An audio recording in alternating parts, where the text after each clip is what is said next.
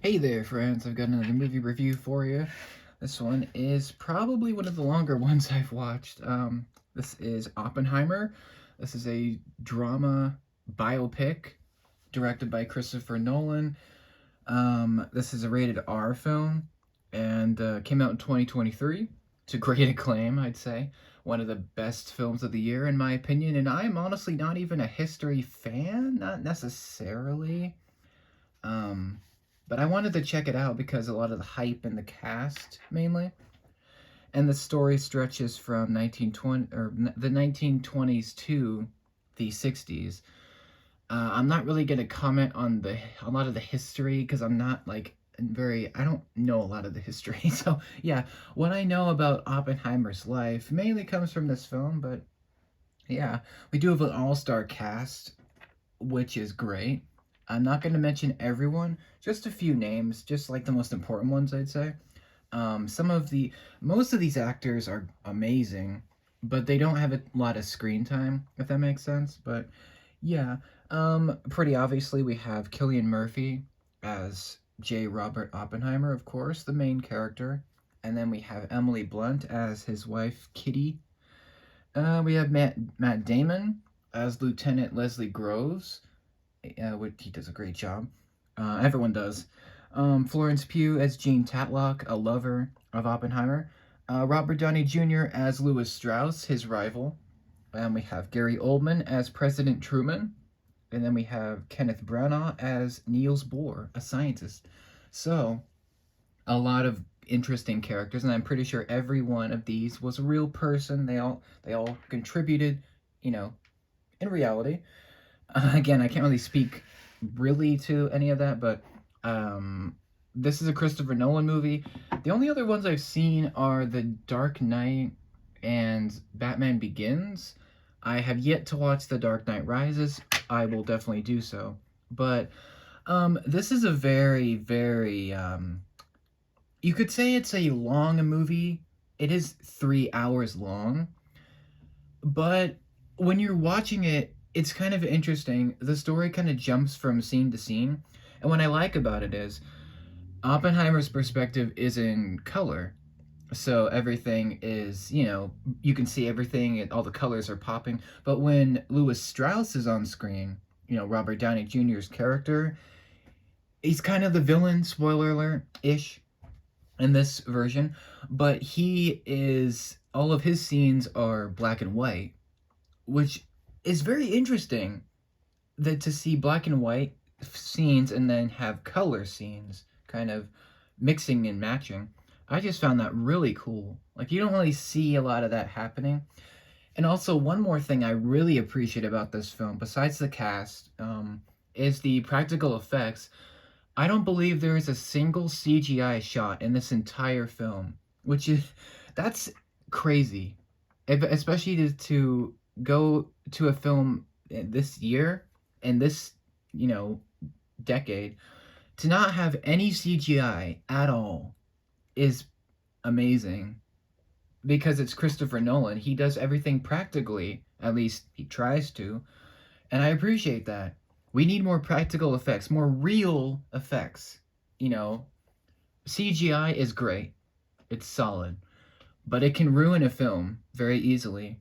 And if you use it too much, the movie becomes terrible most often than not. So, yeah, everything's practical. The explosions are real. Everything's real. All the atoms, everything. It's so cool.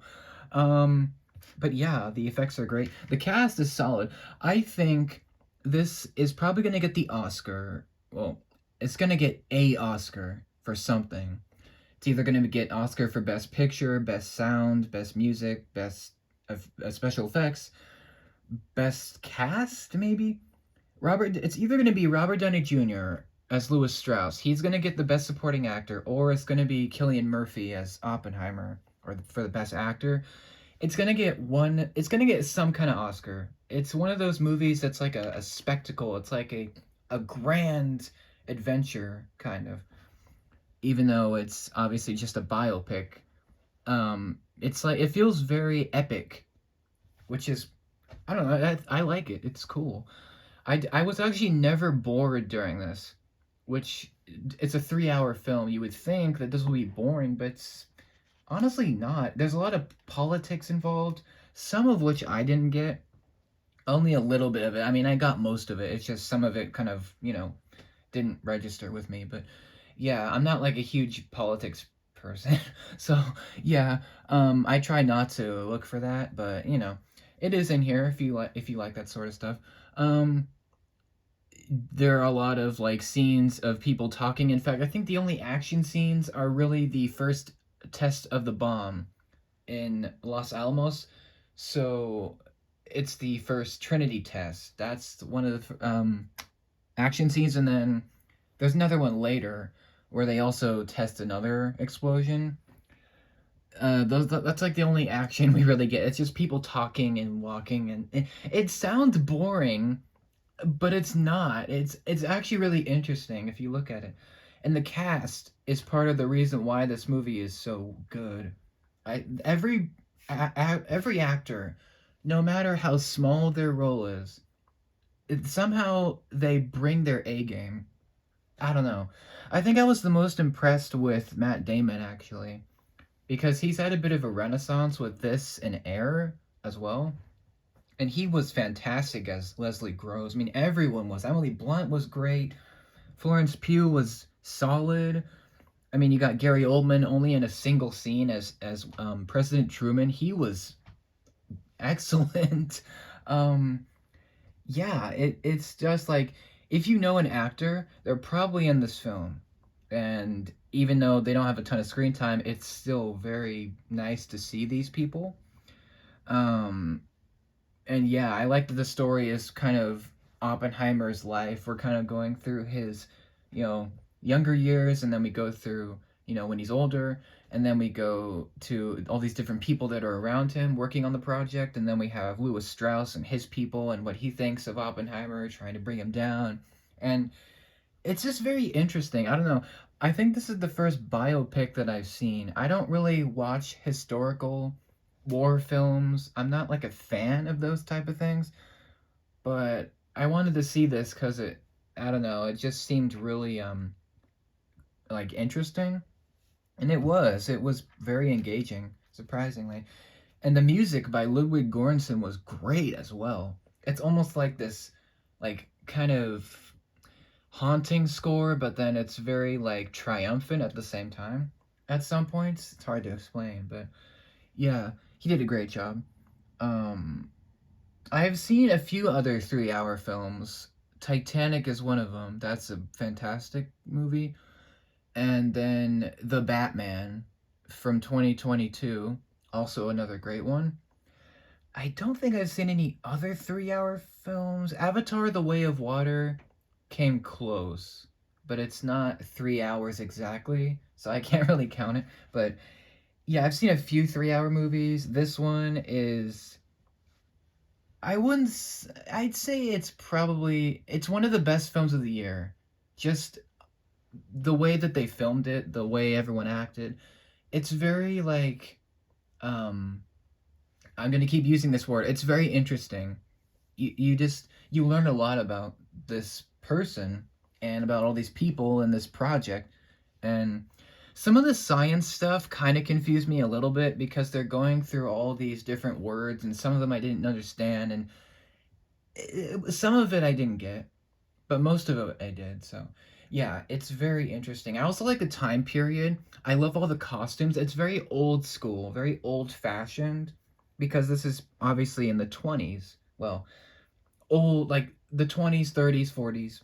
So it's old fashioned, which I like. It's very classic looking. I'm a big fan of that. I think the only movie series that I've seen that also takes place in this time period kind of is the Indiana Jones series. Again, it's very different movies, but they have the same time period kind of. Like they're nearing the same time period. The Indy series takes place in the 30s. We go in the 30s in this movie. So that's kind of the only other series that I've seen that is supposed to take place in this time period. But um, another thing I really like about this movie is that it was wrapped up, of course, with Barbie. The 2023 movie, which I also think is fantastic. Um, for different reasons, but I like that people went to go see this and then went to go see Barbie. It's like the the Barbenheimer thing was amazing. I don't think we're gonna get anything like that again for a while, unless it happens again, somehow. But I wanted to do the Barbenheimer thing so bad, but you have 3 hours, and then you have Barbie, which is 2 hours, and you're spending like 5, 6 hours in the theater.